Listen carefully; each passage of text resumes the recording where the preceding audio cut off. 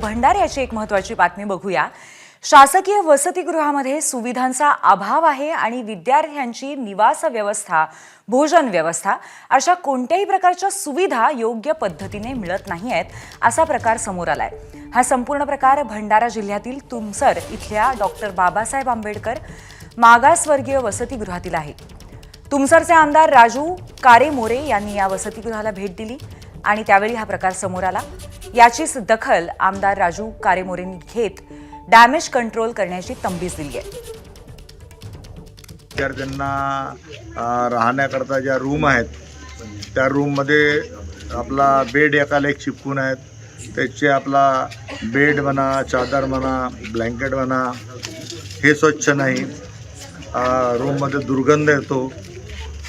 तर अशा ह्या अडचणी आपला दिसून आल्या। वॉशरूम वगैरे जे आहेत याच्यात काय अडचणी आहेत हे दिसून आल्या। आम्ही अधीक्षकावर गोष्ट केला आणि त्यांना 7 दिवसाचा वेळ दिला का 7 दिवसात तुम्ही ह्या अडचणी दूर करा आणि चांगले जे नियमानुसार आहे, जे तुमचे सप्लायर आहेत त्यांच्याकडून ते खाद्यपदार्थ घ्या आणि आपला विद्यार्थ्यांना बरोबर द्या।